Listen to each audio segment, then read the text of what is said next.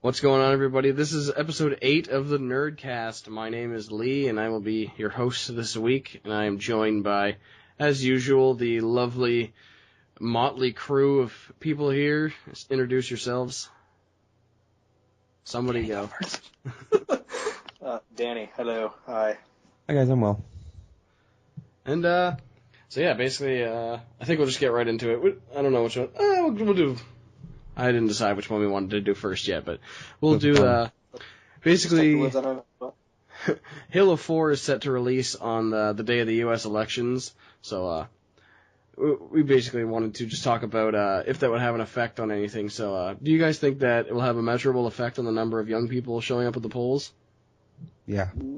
Not as much as they're letting on. They're doing what the media does and exaggerate everything. It's kind of like between the 18 and 21 people, yes. Is 18 the voting age in the United States? I'm not sure. Yeah, I think it is. Close enough. Okay, whatever. But yeah, so like it's gonna have an effect on them. But like anyone younger than that can't vote. Really hardcore political people are gonna vote anyway. And also there's gonna be the pressure to vote, so that's not gonna have much of an effect. Considering that demographic you just said is already at the lowest, do you think that it might be hard to... I think that's the flaw right there, is that it's so low already, I don't really think it'll have an impact on it. Unless you see no one in that demographic, which I highly, highly doubt that will happen. But elderly people don't have a lot to do, so they're all going to vote. People between the ages of 30 and 60 or 30 and 50, they're all going to vote because they feel obligated to. And people like between 20 and 30, they're going to vote because they don't play games as much anymore because they have jobs and all that. Us. Yeah, and then the 18 to 20, the 18 to 20 to 21 people, like you just said, they're low. They're not going to have much of an effect on it at all. Do you think video game companies building up so much hype around the release of their game actually has an impact on, like, other events that are happening that day, like, of the release, whether it be elections or events or even another media release, such as, like, a movie coming out that day, maybe something being released on DVD? Do you think that the release dates have any effect on that? And the hype that their companies... Not exactly. Because if you look at a lot of the game companies right now, a lot of their big franchises release at the exact same time.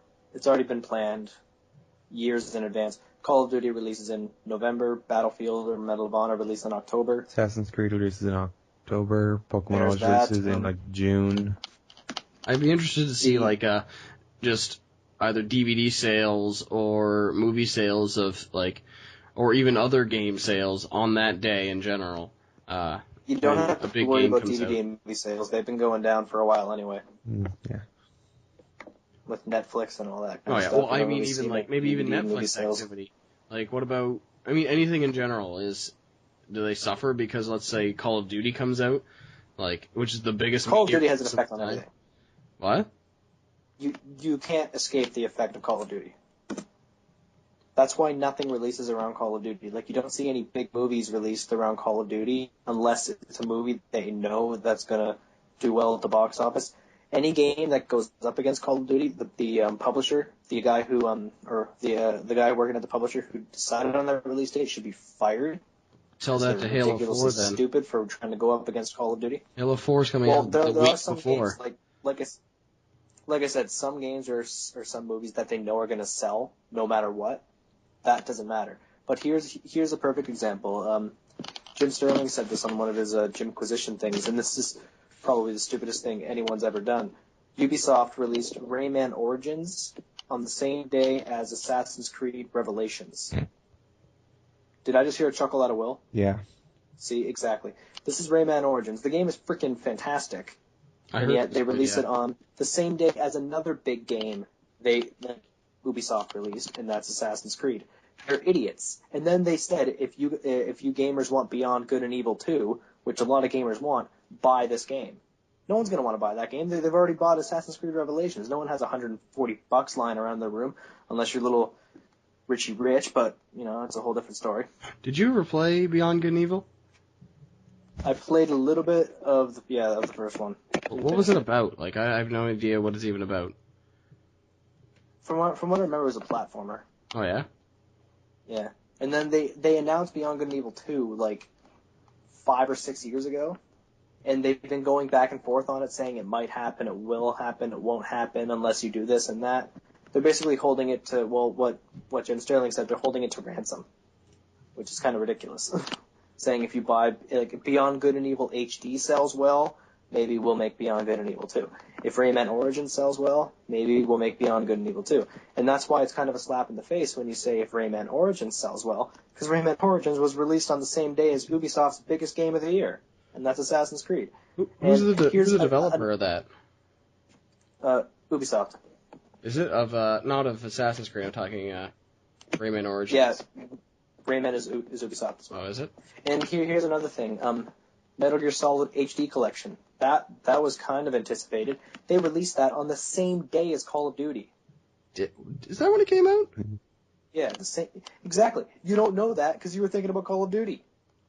That's true. Yeah, which is a bit of a shame because in every regard, Metal Gear, any one of the Metal Gear games is better than whatever Call of Duty's coming out. Considering every Call of Duty is the same one before it. Yeah, I don't even want to talk about Call of Duty. I'm just starting to lose faith in the series in general. It's not fun to me anymore. But, anyway. That's a story for a whole nother podcast. Yeah. I'll send you a video about that, Lee. I probably will sometime in the future. But, I was going to say, could there already be an existing impact on voting numbers because of the gaming release rush in the fall? Like, all the games seem to come out in that, let's say, late August to November area there, right? Do you think there could have already be something that's an influence on voting numbers because the U.S. always has their elections in around that time, right? So do you think that... Not exactly. Yeah, it's around there, isn't it? So. No, it's not going to have an effect, I don't think. Oh, no, sure, I mean, if it had a do big you think enough it's always effect, had an we would have effect? heard about it in 2008. Pretty sure it's already having an effect. I don't think it will. I just personally don't. No, Danny. The question's not will it. The question is it? Yeah, has there been a trend of, since the release rush is right around the same time, are we not going to see a change because everyone else is already buying games at that time? And they have been for the last few years that they've been eligible for elections, right? Yeah, it makes sense. I'm trying to think here. Don't think too hard. We don't want your smoke alarms to go off. Don't strain something. On another note, do you think fall is the best time for a game company to release its game? I guess we'll start off with, because that could be taken a couple of ways, but I'm thinking, do you think that the fall rush is the appropriate time to have that? Like, should it be maybe at the summertime or spring or any other time? Do you think that fall is the ideal time for that? There's a huge gap in what they release. Like Christmas time or the holiday season, yeah, you're going to want to release the big games at holiday time because everyone's going to be buying them anyway for their kids at Christmas. And then you see some games come in March, like Mass Effect 3 this year, years ago. Mass Effect 3 was delayed, it was supposed Mass to come Effect 3 out in fall. was delayed to March, though. Like, it was supposed to be released in December, but it eventually got pushed to March, but who really cares? But, Killzone 3 last year. The only time that, there's a huge window from June to August where you don't really see many releases. You see maybe one release in that 3-month period which I think that's is actually noteworthy. The stupidest thing ever, because... Yeah, that's what I thought, too. I think that the success of Borderlands, other than the fact that it is an amazing game, I think that that's the success of it was because nobody wanted to play Call of Duty anymore, and it was just like, oh, here's another first-person shooter, and it came out when nothing was happening. So I think that was probably the key. Which one was it? It was Deus Ex, right? What? Deus Ex Human Revolution came out last summer. Oh, Same with Batman Arkham City. Yeah. And those two games sold amazingly well because there was nothing else around it. Exactly. And like you said, everyone was bored of Call of Duty. But then again, I think those are all what? What did Deus Ex get? What rating did it get? Do you know? Off the top of your head? 90. Oh yeah. Well, like I know Arkham City got close to perfect pretty much across the board, and I don't really know. I don't remember how Borderlands did in regards to ratings, but I can personally attest to that. It is one of the best games I've ever played. So I think that there also has to be something about your game has to. Borderlands is freaking fantastic. Your game has to be good at that time. If you have a solid game in the summer, you're gonna kill it, right? They have sex scores between 82 and 90. Okay, yeah, that's a good game. So what was I gonna say? There was something I was gonna add on to that, but I can't quite remember. I was also gonna say there are some times where it's like certain games come out that don't release every year or don't release like that much, but they're always releasing in that time. Halo, for example. Or even Grand Theft Auto is another one. I don't know if it usually comes out in fall, but I don't know about this year. I don't even know if it's coming out this year. Grand Theft Auto 4, when did that come out? It came out it was a little bit after Call of Duty did, so it was November-ish. You know what this is called for? Wikifrickinpedia. Grand Theft Auto 5 is set, if it is coming out this year, it'll be in fall, but I haven't heard anything about it, so I doubt it'll be this year. But Grand Theft Auto 4 was released in April. Was it? April 29th, 2008, in North America. Oh, really? Mm-hmm. Okay. Yep. San Andreas was released September, and I know that for a fact. Or was it? No, it was... You're doubting yourself now, are you? Like, Again, so Wikipedia. My mind's completely being blown here, but... It came out in October. Yeah, it came out October 26th. Oh, okay. So, it was still fallish, but... yeah, so that's basically... Yeah, so I think that release dates pretty much could...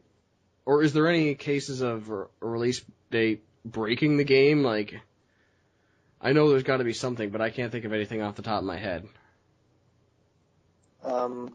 Well, there's that Rayman Origins kind of a deal. If you or any game you put up against Call of Duty.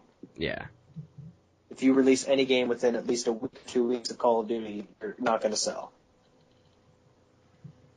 As well as if you release, well, it's not just the release date. It's also brand appeal and marketing as well, because that's another thing that like screwed up Rayman Origins as well. Not only was it released around the same time as Assassin's Creed, you wouldn't even have knew it existed unless you knew about Rayman. Yeah, unless you're a Rayman fan. Yeah. Yeah, and that's like the only. And I'm not even a Rayman fan. I only bought it because my mom plays games, and that's her kind of game. Yeah. So, Will, what's your opinion on this? I don't really have an opinion. I lost track of where we were, actually. Release dates?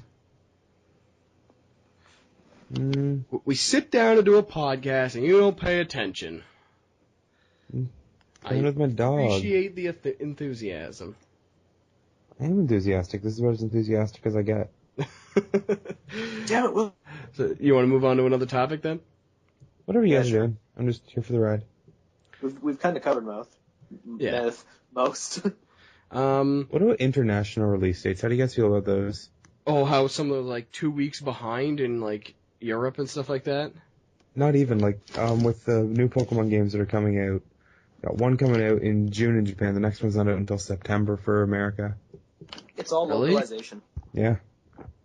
It's all localization. It shouldn't, but you probably noticed for Pokemon games, or games like on the DS, the localization is a lot, like, the time frame is a lot less because they're just translating text. Yeah. However, say, like, let's use, Xenoblade Chronicles. Yeah, Xenoblade Chronicles, the reason why they didn't localize that is because Nintendo's just dumb. Yeah. That's their reason why for that. But, like, games like, Final Fantasy, that was released in December 2009 in Japan, and it was released March 13th, 2010 in Canada for us and North America and all that.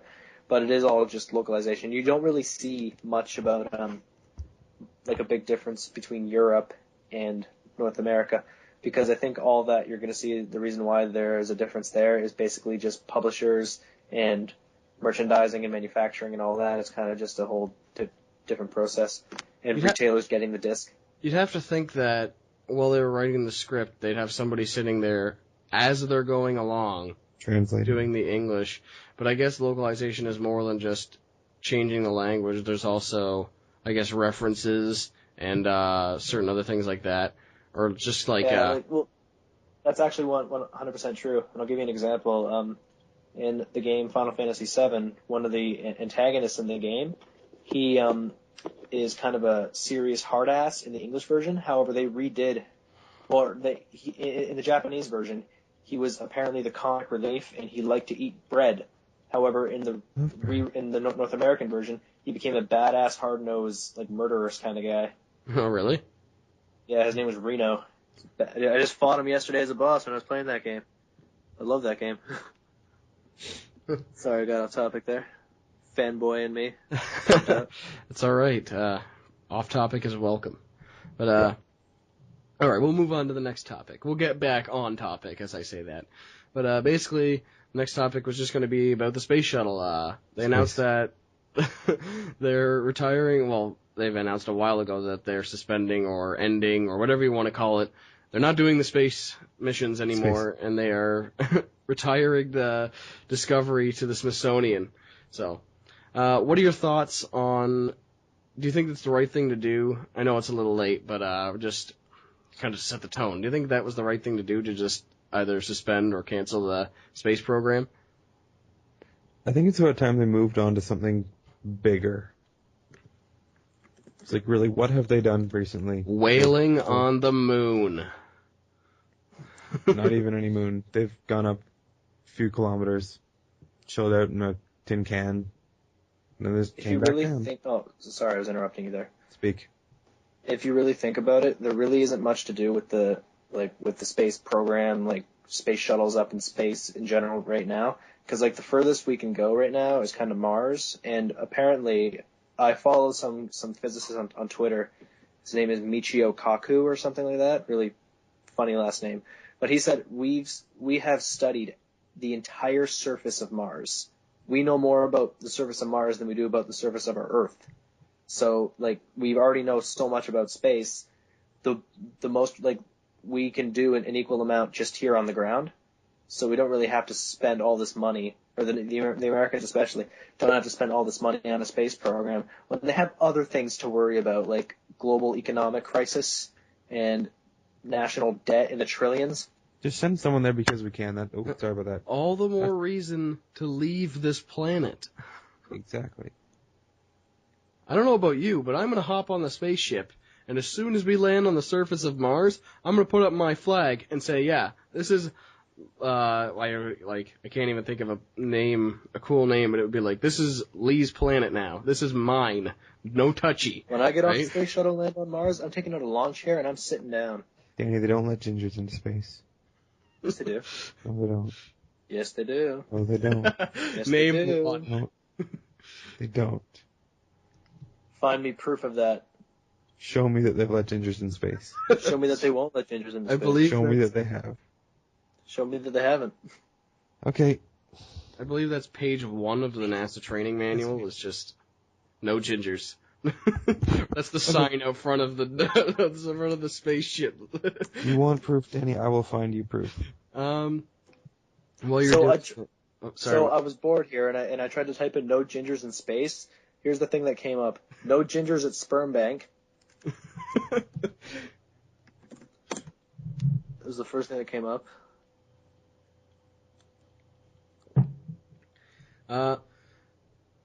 So yeah, I think it's pretty stupid to do that. Basically, just because they do have the space station, and what was going on with that? Does that mean there's no Americans on the space station anymore, or that means you have to go to Russia or something like that? They have to go to Russia or China. Yeah. I'll be honest. I didn't even know about this until you told me this about an hour and a half ago. Really? Yeah, I've kind of been living under a rock for the past couple of months. They announced that they were ending the missions a while ago, but just I haven't really watched the news or done anything at all. Just recently they announced that Discovery's going into the Smithsonian, so that was kind of the news angle of this. But I knew something was going on with the space program. I didn't know they were, shutting it down kind of a deal. I didn't know that. I think mainly the problem with this is that, now you have to send astronauts to go to another country to get to the space then they can go to space. Right? Like, you could have at least kept the missions going to get them to the shuttle, or the space station, which I think was pretty much what they were doing, right? Because they weren't going to the moon or just flying up into the orbit and being like, oh, look at that, that's cool, okay, let's go home, right? That's not what they were doing. So, but, what do you think, the next time what would you like to see the next time the U.S. reinstates manned missions into space? Do you think that... I would like to see giant laser cannons. It's just me. Do you think that they're going to overhaul the design of the spaceship and it could be like something totally different, like a saucer? Yeah. Maybe not a saucer. I was just joking, but... Go to Normandy. Yeah, the Normandy. I don't think it would be able... I honestly don't understand how that ship leaves the atmosphere, but I guess that would just be like... Magic. Mass Effects. Fields. Calibrations. Garrus, right? They put Garrus on the ship. It's like, Garrus, we need to take off. Do your calibrations. He's like struggling. You're not calibrating fast enough. But, Lee, I must point out that picture you sent me about 3 weeks ago, about a month ago, of Shepard in bed with Garrus saying, Garrus, why don't you come over here and show me some of those calibrations of yours? And then it shows a close-up of Garrus' face. Calibrations? Do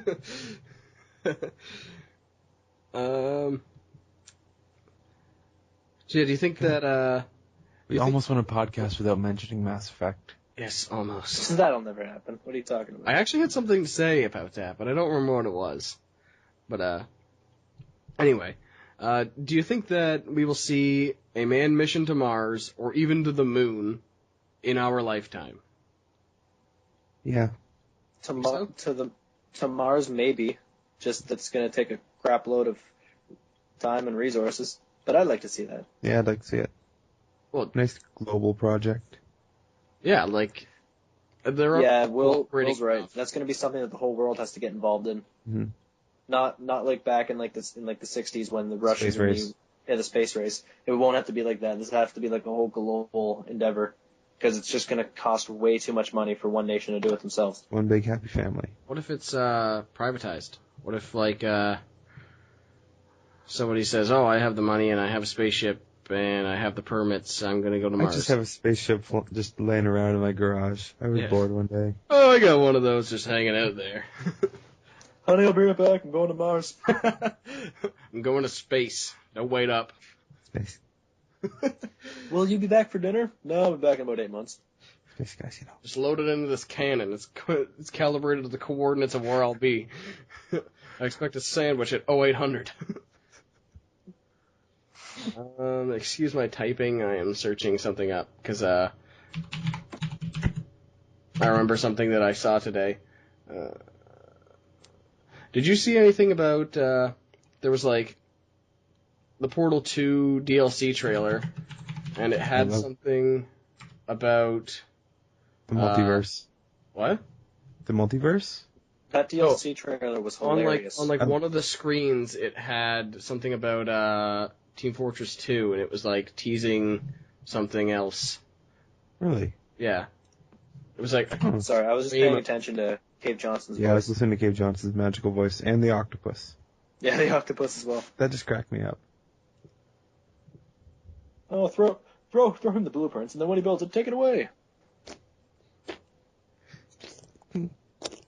Yeah, it was What's that noise in the background? They were always doing the different movies about the characters for the Team Fortress 2. Mm-hmm. And so now there was a thing for a frame, and it was the Meet the Pyro. So I think that's pretty cool how they just threw that in there. Yeah. Of course, it could just be a big troll, and they could have just put Half-Life 3 there on the screen. So well, they probably did somewhere. Yeah. Just what they do. When they photoshopped it there was a picture of Gabe Newell, and it was on his computer, somebody photoshopped in, and he was playing Half-Life 3. And everybody freaked out. Well, what about Valve's meeting with Apple? Oh, really? I didn't hear anything about that. They said that never happened. Of Really? course they said that never happened. They always say it never happened. Yeah, Tim Cook was apparently at Valve talking to Gabe Newell and Gabe Newell's beard. That's much shenanigans. Well, keep in mind right now, Apple's, look at all the rumors about the Steam box and Apple developing their TV. They've basically said that Steam box is, no, it's not happening. They basically said that. Well, David Jaffe said Twisted Metal was not happening, and then 6 months later he announces it at E3. Yeah, but David Jaffe's a douche. He's a douche nozzle. As awesome as he is, and as good of games as he makes, he is a bit of an ass. You have to admit that. Yeah. Yeah, it's kind of true. But look, if they're not ready to announce something like this, of course they're probably just going to say, yeah, it's not true. But Apple's developing, or so-called, the rumor is they're developing their TV, and they want to be a player in the games market. However, they're not going to release a console. They might be getting Valve to help out with the whole gaming integration, maybe of Steam on this Apple TV and all that. You never know. There's a lot of rumors flying around, and frankly, Steam I don't app, care. Steam app on iPod or iPad. There's already a Steam app on the iPhone. Really? On the iPad? Yeah, I have it on my phone. I have it without even having Steam. What? What? How do you use it then? Well, I have a Steam account. Oh, well, that's what I I meant. just don't have any games on it. So why do you have it? I've launched the app right now. You just have it because you have it? I have it just for the sake of having it. Yeah, pretty much. What games can you play? Is it just it have to be, I guess, you games? You can't play games on it. It's more just you can buy stuff on it. You can't play it. You can look at your friends list. You can send messages. Look at your Steam achievements and all that. I will go out and buy an iPad right now if I can just bust out Skyrim on it. Well, there's the OnLive app, and you can play games on it. You can play Batman Arkham City on it. I think that would be terrible with just a touch screen. Oh no, it actually has controller support. What about the Wii U? How do you think that's going to turn out?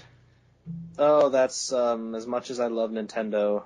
I do have hopes for it. I'm not sure if they're going to be fulfilled though.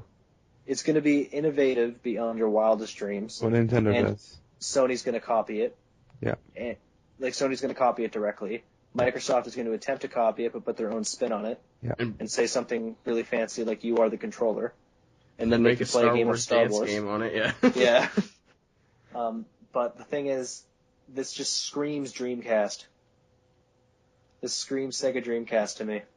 You think so? Because look at the PlayStation 1 and 64 and the Sega Saturn, and then they release the Sega Dreamcast. That sells well, and then Microsoft and Sony came out with their PS2 and Xbox, and that just destroyed them. Especially Sony's PS2 just destroyed them. And I think the thing is because graphics in console games right now are they're not. I personally don't need anything better than what I have right now. I'd imagine if I played on PC, I'd think differently, but I don't. But I'm perfectly fine with what we have now, and you really can't do much better than what we have now on PS3, 360, and PC. So the technological jump to Wii U is not going to be as much. Wait, Danny, I'd like to stop you for 1 second. I'm pretty sure I went off on a tangent there I just had one of those brain things. Do you guys remember what topic we were talking about before we got talking about consoles? We were just talking about space. The Wii U, right? Steam. Space. Yeah. Holy crap! Yeah, we completely got off that topic. Well, no. I think we're kind of done with that topic, right? We kind of discussed everything we had to. Okay. But did the Dreamcast really sell that well? It did in the first year or two. Because I think okay, have you ever even seen a Dreamcast in real life? Yeah. Yes. Because I've seen it in one place. Do you know where that was? Talkie's Video.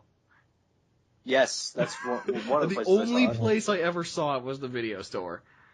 That's the only place I ever played it. I've seen someone play it at when it was called Electronics Boutique. Oh yeah. So you know it was long ago when. Well, some of them are still called Electronics Boutique, but I haven't seen an Electronics Boutique in like 8 years. But no, like, see, look at like what the Dreamcast had going for it. Like they had something really innovative when it first came out. It was the first console to have online play. That's true. Didn't the Saturn have something about that? It was like you could. I don't think so. I don't think it the was Saturn like had LAN thing. There was something about. Well, you could do LAN on most, I'd imagine. Well, you couldn't do it on an N64, but you might have been able to. I'm not sure. But like actual online play, that was like first on the Saturn. I mean, on the Dreamcast, and then PS2 came out, Microsoft 360, Xbox came out, and then that was just more technologically advanced. They were cheaper at the time as well. And from what I heard, the Wii U will not be priced below $300, which I'm sorry, that's kind of ridiculous. Do you honestly think it's going to sell as good as the Wii did? No. Oh God, no. Do you honestly think that somebody's going to go, oh, well, I have this box sitting here gathering dust, let's buy another one, right? There's also the factor that this is going to cause a lot of confusion, the same way the Nintendo 3DS did. People who look like the casual person who looked at the Nintendo 3DS just thought it was an upgraded Nintendo DS and thought, oh, I already have a Nintendo DS, I don't need a Nintendo 3DS. And look at this, it's called Wii U. The name Wii is in it, so casual Wii owners are just going to look and say, oh, it's just like a minor upgrade to the Wii. It's not worth getting rid of your Wii for, when really it actually is, because it's a whole new console. Yet they won't know that. Like, we, the hardcore gamers, will. The casuals won't. I think that's the problem of targeting the casual market. It's just that people don't... You don't necessarily have the... I'm going to say this, but I don't necessarily mean it, but like the brand recognition in that, like you said, nobody's going to notice that it's not actually the same thing I just bought. It's the second generation of it, right? Especially if you name it something similar. Yeah, like, see, because, when I first heard it was called Wii U, I kind of laughed. Yeah, I thought it was a joke. I was expecting something, like, really cool. Well, like, I also laughed when they called it the Wii, because wasn't it, like, originally codenamed, like, Nintendo Revolution or Resolution or something like that? Revolution was originally the Wii. Yeah, like, that would have been a kick-ass console name. I would have loved that. But also, what else is there? There's also rumors that the Wii U it's more powerful than the PS3 and 360, but not as powerful. So what's going to happen when the PS3 or when the PS4 and the Xbox 720, as they call it, what's going to happen when that comes out? Is it just going to be like this generation all over again? Where I think it is. Wii U, where the Wii U's down in the basement and everything else is like in the PS4? Just the pattern of how things work. Yeah. I think about it. Even that wasn't the pattern with the N64. What? I don't think that was the pattern with the N64. But the N64 is where it started. How powerful was the GameCube?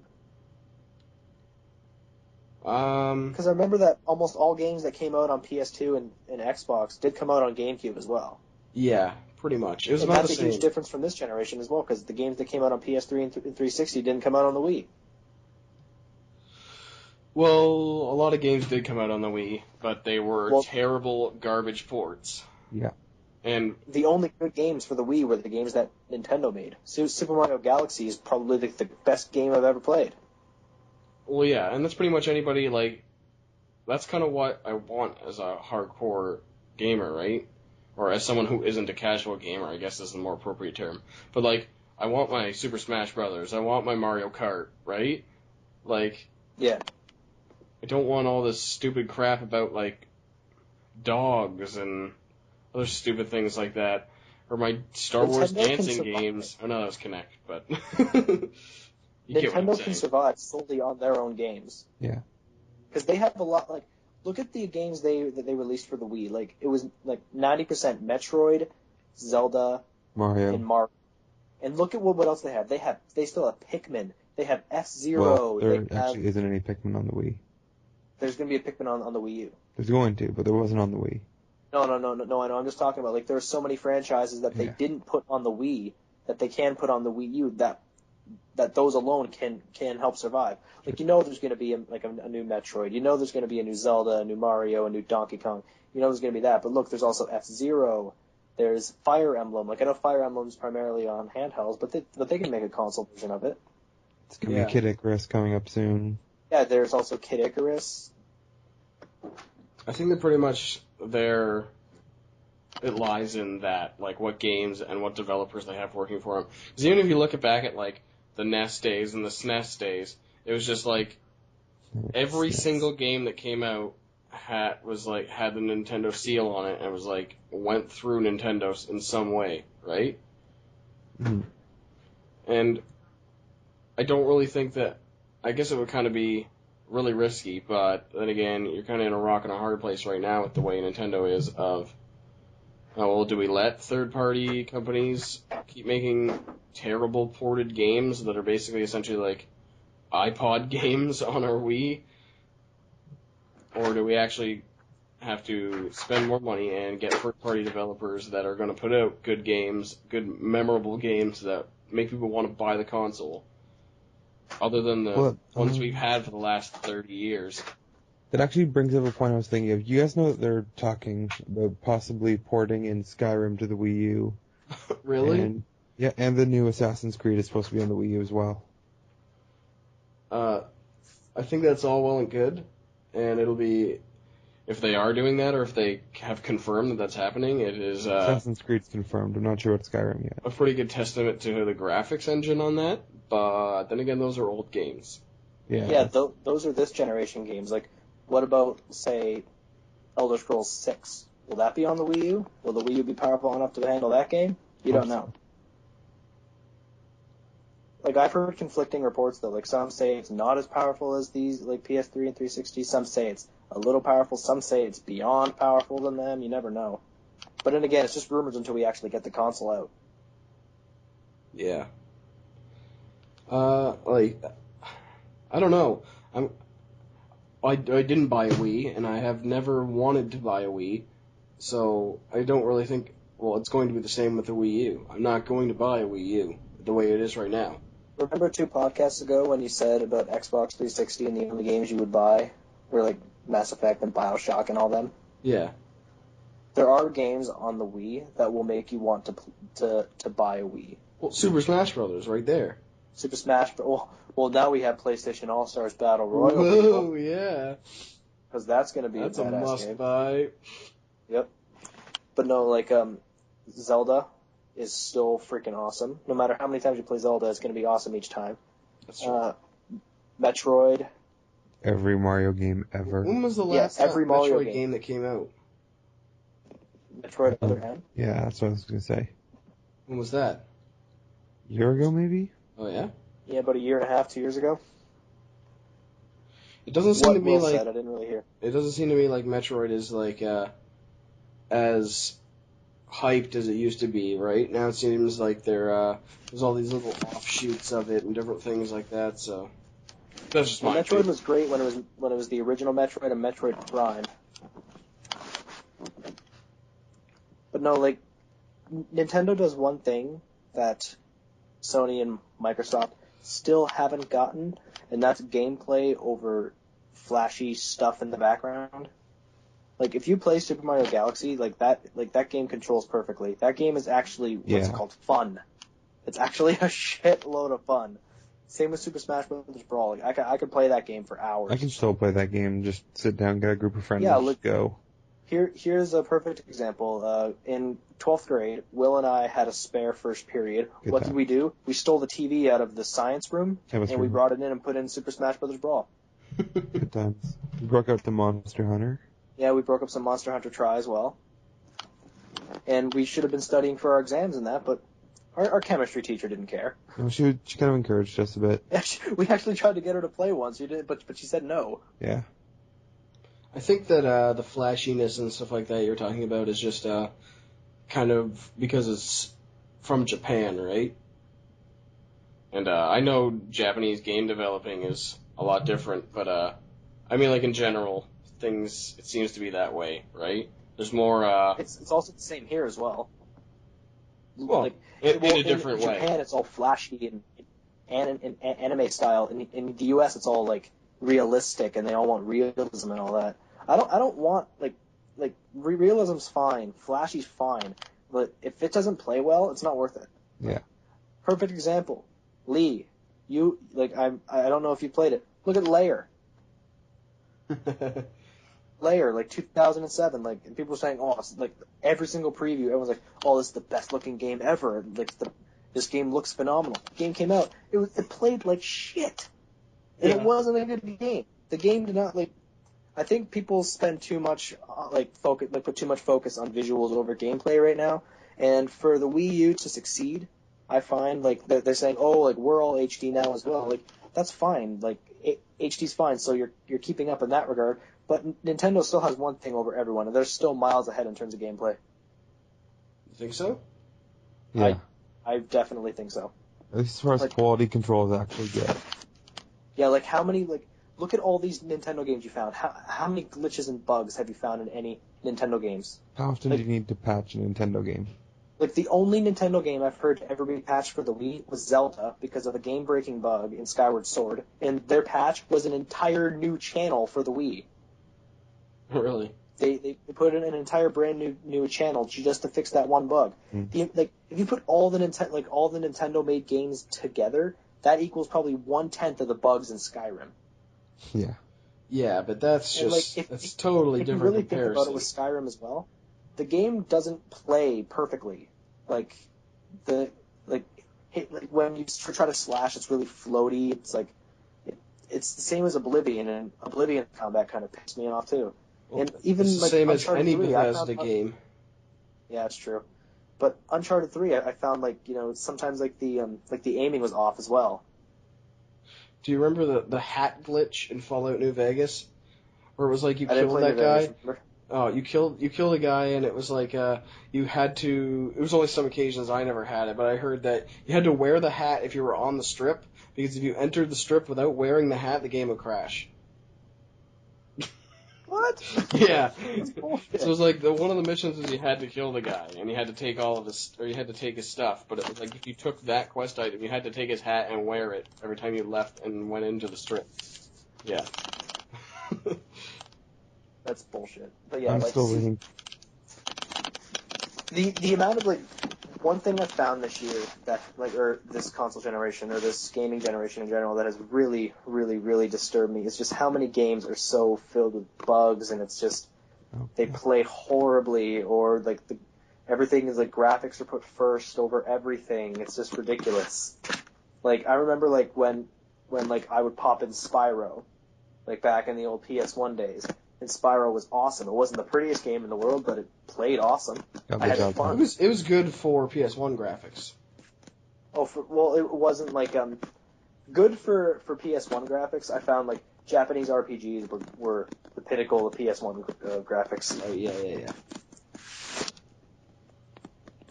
But it had a cartoony style, so. Yeah. Plus, Insomniac, they can work their magic all the time. Just look at Ratchet and look at Insomniac and Naughty Dog.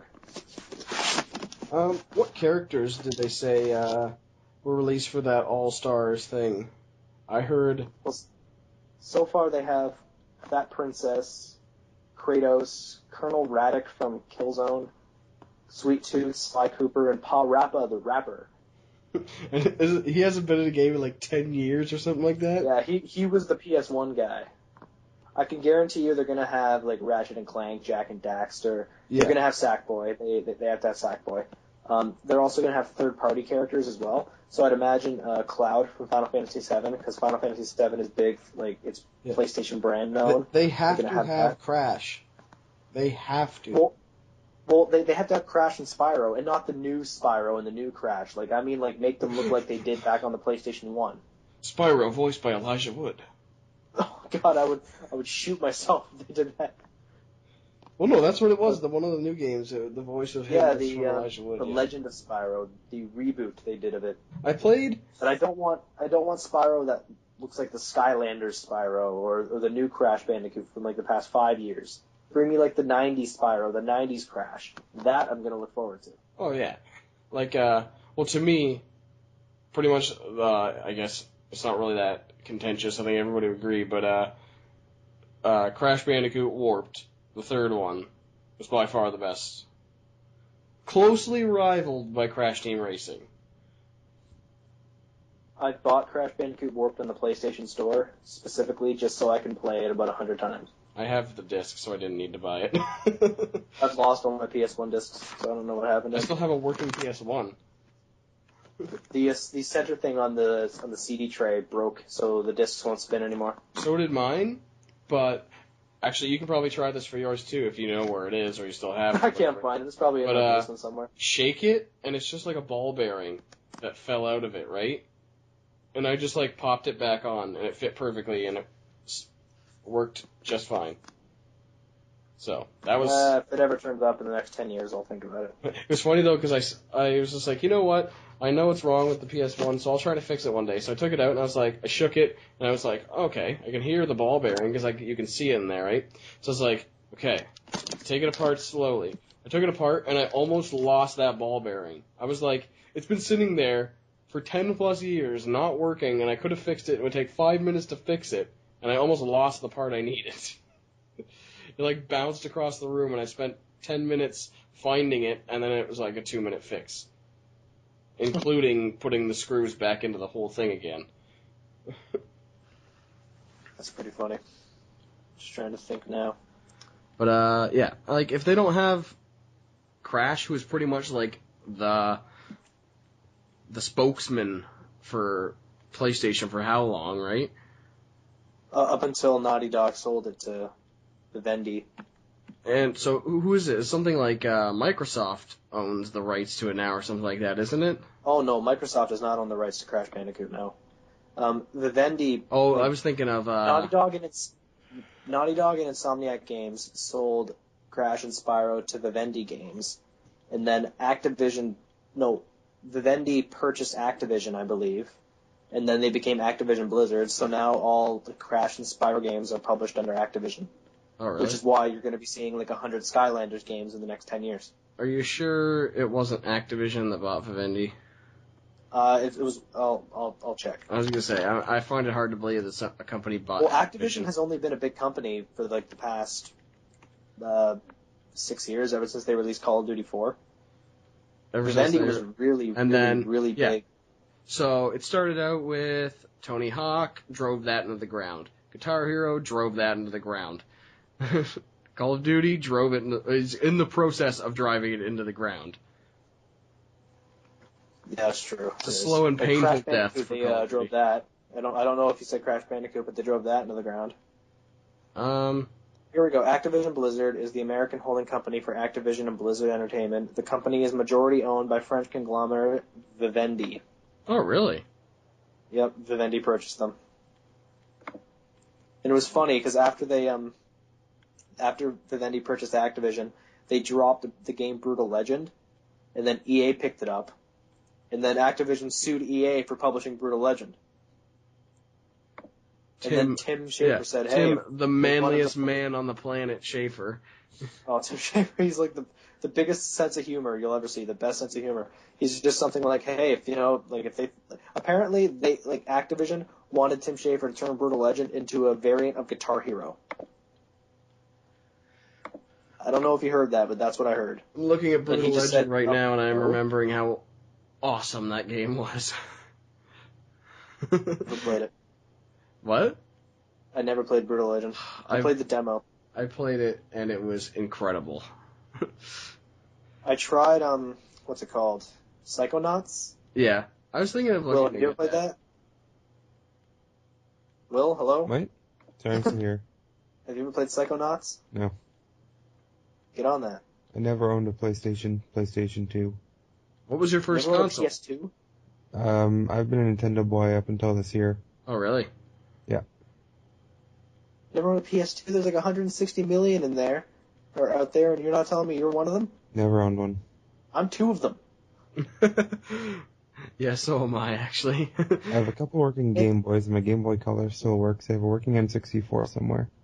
I lent my PS2 to someone because he just wanted to play a game on it, and I asked for it back like a year ago, and he said he gave it back to me. He is a liar. He lied to my face. I don't remember that. I had... Danny, what about you? What's your console history, since we're on to this topic now?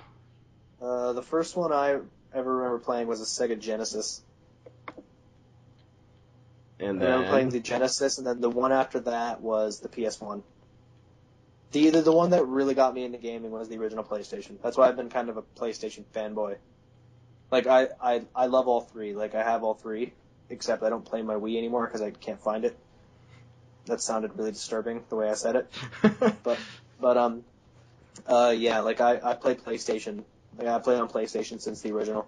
I also bought the PSP the first week it came out, and I would have done that to the Vita if I had $250 plus like $100 for a 32 GB card.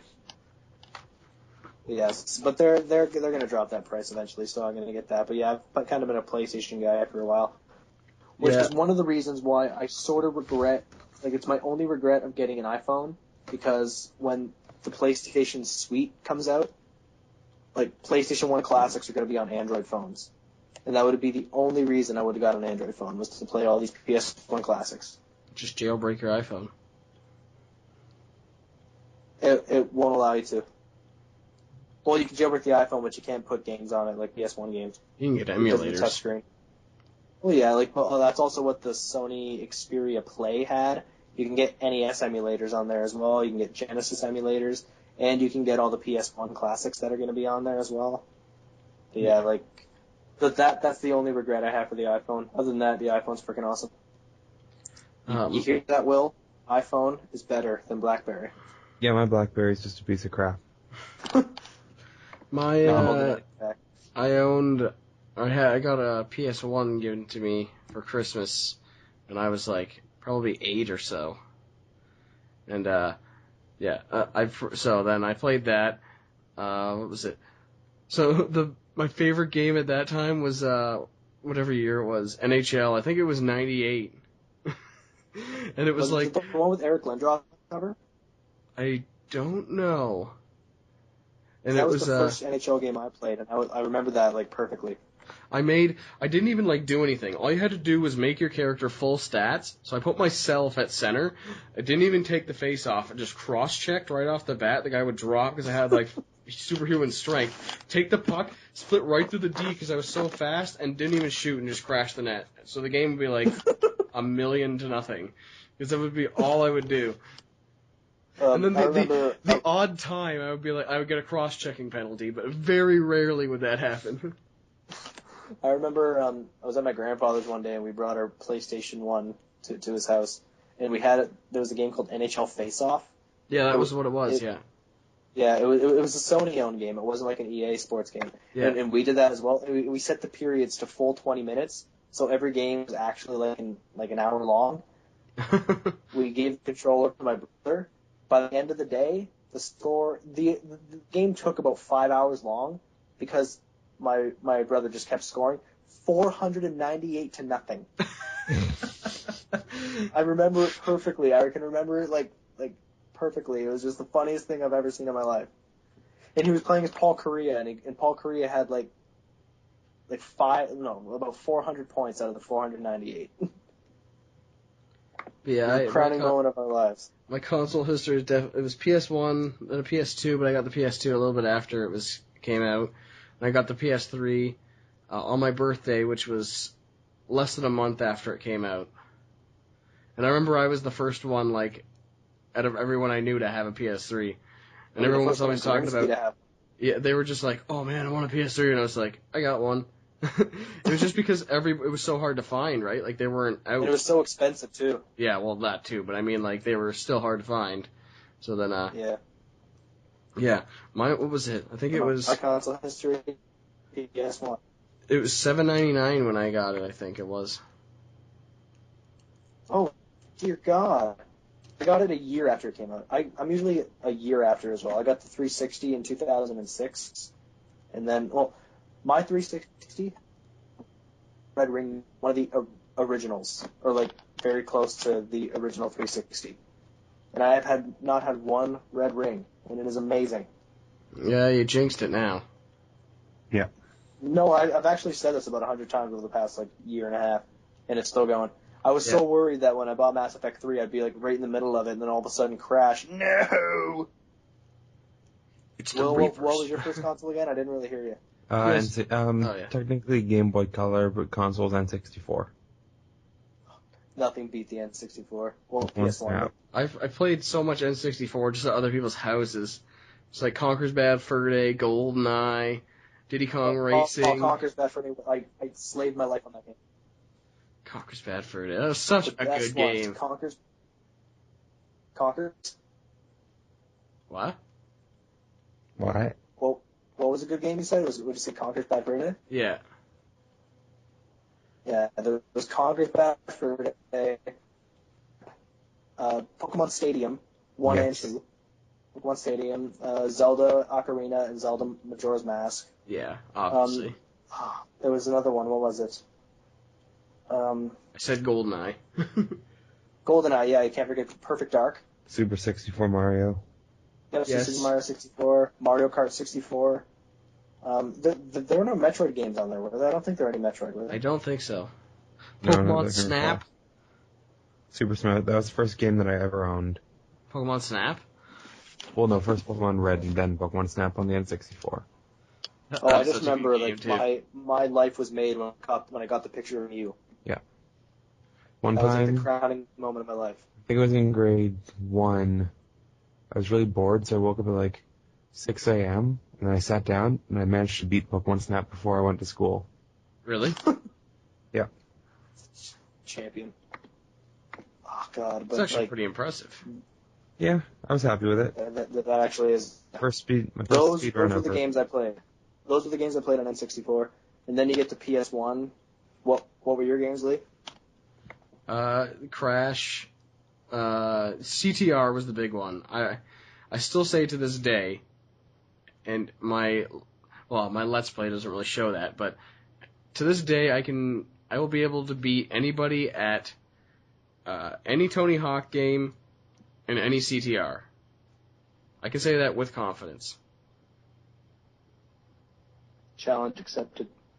I think there's a video. I smell a video. What was it? I smell. I'll help. Tony Hawk was one of the big ones I played. I started Tony Hawk 2 on the PS1. Tony Hawk 3. It was out for the PS2, but I played it on PS1 because I didn't have a PS2 at the time. I played 4, but I never owned it. And then Underground 1, 2. I think it was American Wasteland after that, and that was where I stopped. After American Wasteland, I went downhill. Yeah. Even American Wasteland was downhill. That was the last one I played. All Crash Bandicoots, including Crash Team Racing. Even game Crash Bash. I was going to say, did you play Crash Bash? But, yeah, anyway. Both head up there. Yeah, that's what I said. I played Crash Bash, Spyro 1, 2, 3, obviously. Final Fantasy 7, 8, 9, and Legend of Dragoon. Those were awesome games. There was a game called Medieval. I don't know if you guys remember that. No. I played Medieval. Sim Theme Park was another one I played. Oh, crap, what was it? Twisted Metal 2. Twisted Metal 2 was the best Twisted Metal game I've ever played. I remember the single player was so hard. Did you ever play it was like the RC car version of Twisted Metal? It was like Twisted Metal Small Brawl. Yeah. No, I never played Small Brawl. I played that to death, and it was actually such a bad game. No, but Twisted Metal 2 is just so good, and the new Twisted Metal is on my list of games to play. But yeah, those are the main games I remember playing. There were Ape Escape. I played Ape Escape. I never played Ape Escape. Ape Escape 1 and 2 were pretty good. And there's what was the other one? There was another game I played. I forget. Oh, I'm trying to think. It'll come back to me 3 podcasts from now. Yeah, the majority of my time was just trying to get all the gaps and everything like that on Tony Hawk 2. What was it? Driver. That was the other. Driver I played a lot. And Driver 2. Well, this is going to sound horrible, but I had a mod chip in my PS1. So did I. Yeah, so I kind of got all these, like, pirated games and all that. Don't pirate out there, people. Especially you young listeners, don't pirate. That's what was kind of funny. Does not condone pirating. I never played, I never actually beat Spyro 2 because I would get past the first or second boss and it would be like, you know how you had to jump down like the pipe and you would fall into the arena, right? Yeah. It would be like I jumped down there, and then after I beat the boss, I would just be like perpetually falling forever, and it would never load again. So I couldn't beat anything farther than that. And to all of our listeners and future listeners who listen to this down the road, if you were old enough to play on the PS1 and you didn't have a mod chip, something was wrong with you. Because that thing was so easy to mod. Yep. Like, everyone I know who had a PS1 had a mod chip in it. Yep. But no, like, I had so many games. Like, I had, like, we actually had to go out and buy a full CD rack that had, like, about 150 slots for CDs, and we filled it up, and we still had more games to put out. I have like, I remember games to this day I haven't played. On PS1? Yeah. There was one called The Misadventures of Tronbon. It was like, I played that one. I don't even, that one just popped into my head, and I remember playing that one. Monster Rancher. I played Monster Rancher. And Digimon. Oh, the Digimon game? Oh, yeah, it was so bad. There's the opening, like, curve, from what I remember. That might have just been because I was a kid, but it was so hard to get out of the main world, just because it was so difficult. Yeah, I remember that. But yeah, like, I remember I played Monster Rancher, and I played it for so long. Like, I got my monster up to the highest level, and I'm like, I could take on the world. So I went to, like, the hardest challenge, and my monster actually died. Like, there was a funeral in the game and everything. And I was just like, no. Warp, warp. Yeah, I'm looking at a list of PS1 games so I can see if I can find which ones that I've played. Did you ever play Rugrats Search for Reptar? I played a Rugrats game. I remember it was one of the games I played that I loved to death. Yeah, it was basically a bunch of mini games, just like, and it was awesome. If I see the box art for the game, some of them were freaking impossible to beat. Like, the hard ones were hard, and I even played them played it recently. Yeah, I played that game. Yeah, I played it. Yeah, I played it recently, and I still can't beat the hard ones. I was like, these are impossible. See, here's one thing as well about video game reviews. This game had a game rankings or a Metacritic score of like 68.75, and I still enjoyed that game. Don't put faith in critic scores, people. What game is that? Rugrats Search for Reptar. Oh, really? Yeah. And another example, Legend of Dragoon, one of my favorite games of the PS1 era, like 5 out of 10. Wasn't that like one of my favorite games? Yeah, it is, and I actually have a copy of it. All right, Will, what was your favorite game growing up besides Pokemon? Oh, God. What age are we looking at right now? Like 64, because that's usually around the time. Probably Harvest Moon. Because we were like 5. Harvest Moon, yes. Yeah, Harvest Moon. I remember playing Harvest Moon. Still one of my favorites. Never got too far in it. Always got bored. But it was just such a great game. Okay. You old or new?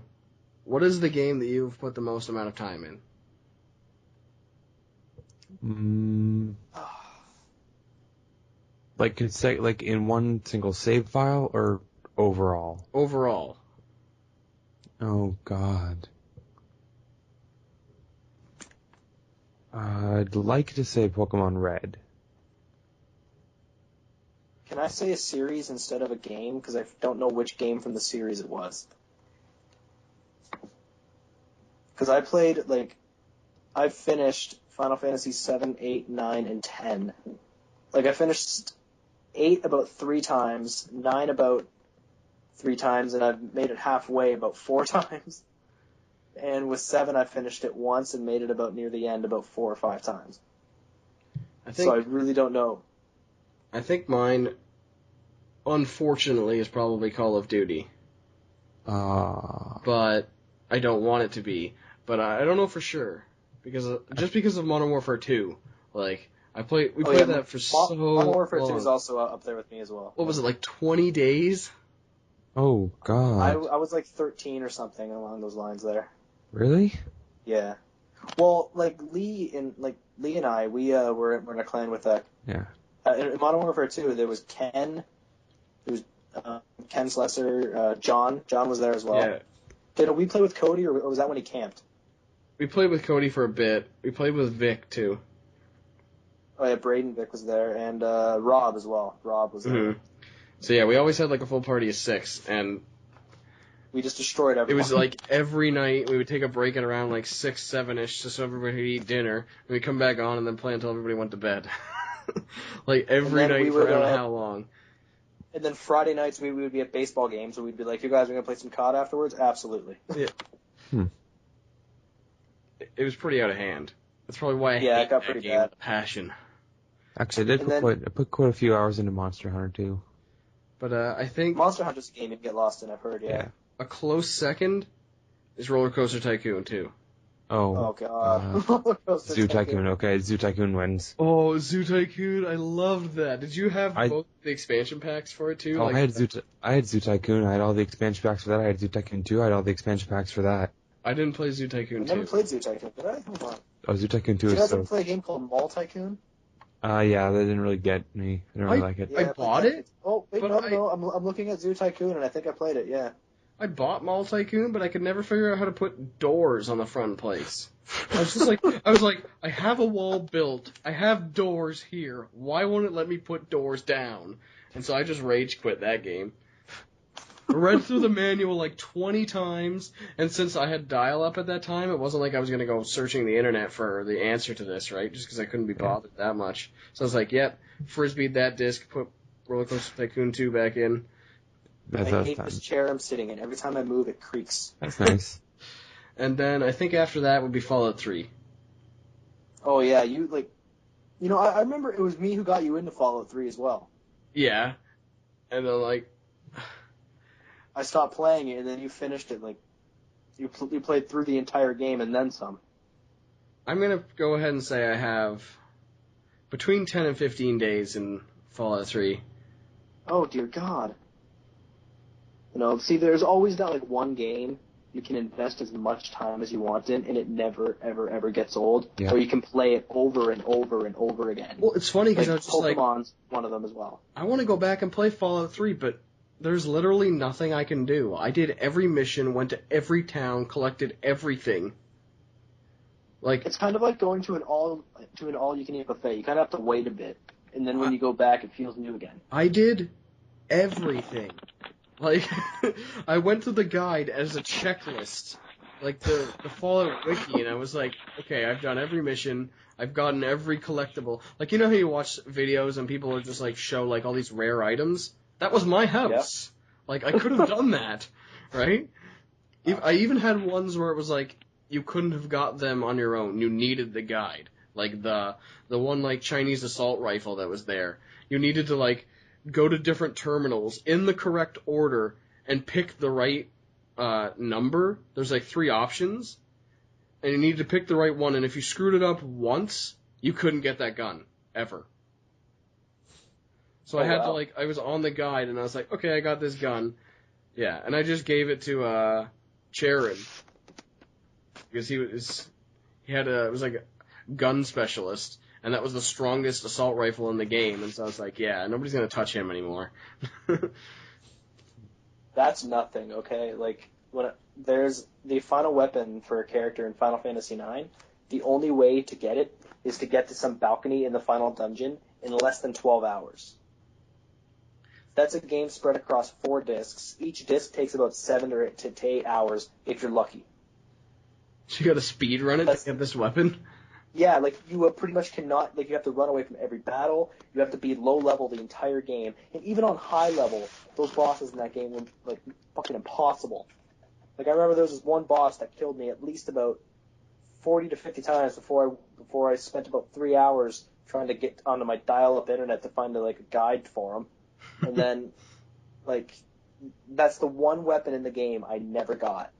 I got everything in Final Fantasy VIII. I got everything in Final Fantasy VII. In Final Fantasy IX, that's the only thing I couldn't get.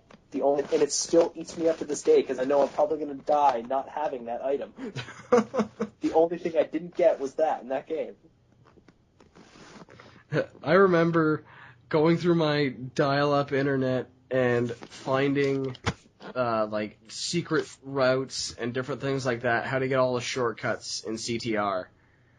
Just like I had them all printed off, and I'd be like, okay, this track, there's a passageway here, and I got to do this, and I was like, yeah, I knew my shit. And it was funny because I played it, even in that Let's Play that I did, I was like, man, I remember all my routes, everything to avoid, the best way to go in certain things, all the shortcuts. I was like, I remember everything. Yeah. Well, I like this. I like reminiscing about the past. I wish I could remember as much things as I did about video games as I do everything else.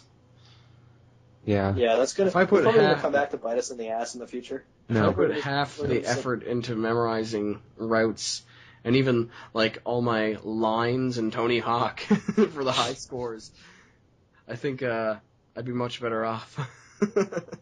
This is more fun. I'd be a neuroscientist, a neurobiologist. Technically, that's what I'm still studying. Really? Really? Yep. I thought you were a rocket surgeon. Oh, no, I'm no rocket surgeon. I'm doing cognition and music. Oh. I just took you were in arts and science, weren't you? Yep. I still am. Just took behavioral neuroscience 1. Oh. I could have gone into neuroscience, but I never took the second term psychology course. Well, that sucks. Yeah. And then there's Lee, journalism, kicking all our ass. Yep. Probably he's going to be the first one out of everyone we know to have a good job. Yeah. I basically have to have a moderate amount of knowledge in every subject just so I could be able to write articles. Yeah, and then there's me, I'm the baby brother of biology. I'm in environmental science. It's ridiculous. Couldn't get into anything else. So. Okay, I have a question for your environmental science. I probably don't remember it. I build a biodome on the moon, alright? We have sufficient soil and water and everything like that. What trees do we plant in order to recycle the oxygen in the air? Go. Sorry, can you repeat that? What trees do we plant, or what plants do we put in order to, that will grow the best for the environment? That's plant science. I haven't done that yet. Okay, Danny, I have a question for you. You're cuffing the podcast. Get him out of here. Remove him from the call. Shut up. Okay. What? That's next year. I have to take that course next year. I hung up on Danny. Answer. Lee, are you still there? I'm still here. I hung up on Danny for you. Did you really? Yes. I think it's pretty much done anyway. So I'll get him back. We'll get him back and sign off. But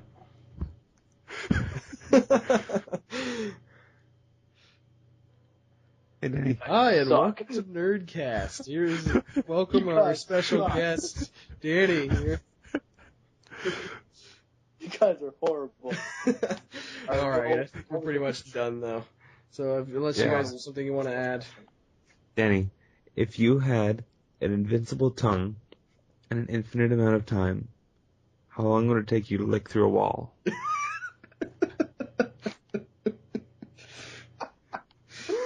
Oh, God.